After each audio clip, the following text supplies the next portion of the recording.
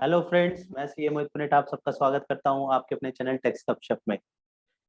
आज की इस वीडियो में हम डिस्कशन करेंगे कि कौन कौन से केसेस में हमें 3B के थ्रू जो है पेमेंट करनी होगी और कौन कौन से केसेस में हमें DRC03 का इस्तेमाल करना होगा अपनी पेमेंट करने के लिए।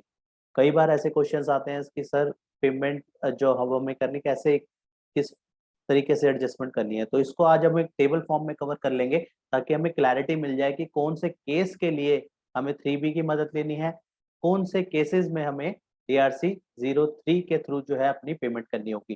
तो इसको समझने के लिए जो है हम जो है एक टेबल के थ्रू चलते हैं और one by one case cover करते हैं कि कहाँ कौन कौन से केसेस में हमें जो है 3B और कौन कौन से केसेस में DRC03 और कौन से केसेस में हम दोनों में से कोई भी फॉर्म इस्तेमाल कर सकते हैं। तो यहाँ पे 3B वर्सेस हम इसको कहेंगे three B versus DRC3 and हम सिचुएशन समझेंगे under which situations 3B and DRC03 can be used. तो हम अलग अलग सिचुएशन को लेकर चलेंगे। अगर हमारे पास शोकोज नोटिस आया है तो शोकोज नोटिस के लिए अगर हमें फॉर्म यूज करना है तो हमें वहां पे DRC03 के थ्रू ही उसका जो है पेमेंट करके चलनी होगी।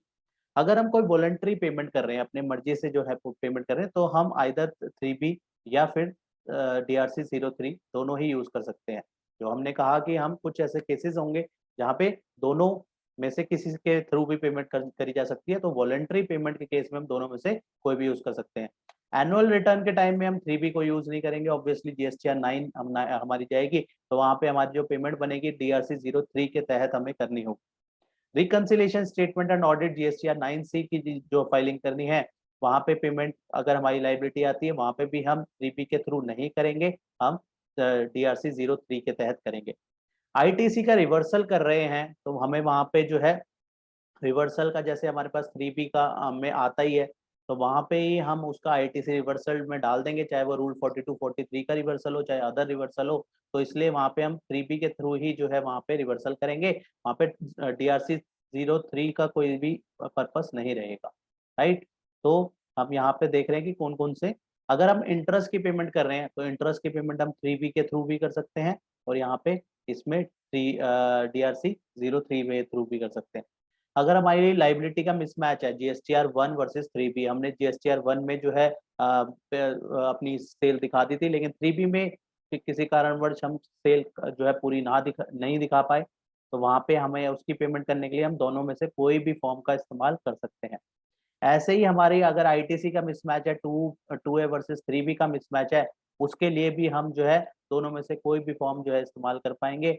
ऐसे ही intimation of tax ascertain through DRC01, अगर हमारी टैक्स इंटीमेशन अराइज हुई है DRC01A के थ्रू, तो वहां पे हमें पेमेंट के लिए DRC03 का ही इस्तेमाल करना पड़ेगा, GSTR 3B के थ्रू ऑब्वियसली वो नहीं होगा। अगर हमारी स्क्रूटनी है अंडर सेक्शन 61, तो वहां पे भी उसकी पेमेंट भी हम DRC03 के थ्रू करेंगे। राइट। तो यहाँ पे हमारी ये 10 सिचुएशंस में कौन सा हमें हमें फॉर्म का इस्तेमाल करना है अपनी पेमेंट के लिए, इसको हमने क्लैरिफाई किया। राइट। फर्दर आई थिंक इसके रिगार्डिंग क्लैरिटी मिल गई होगी और फर्दर इसमें कोई भी डाउट नहीं रहेगा। राइट। तो इसी के साथ आज की इस डिस्कशन को क्लोज करते हैं, मिलते हैं नेक्स्ट वीडियो में नेक्स्ट टॉपिक के साथ। टिल देन बाय बाय, जय हिंद जय भारत।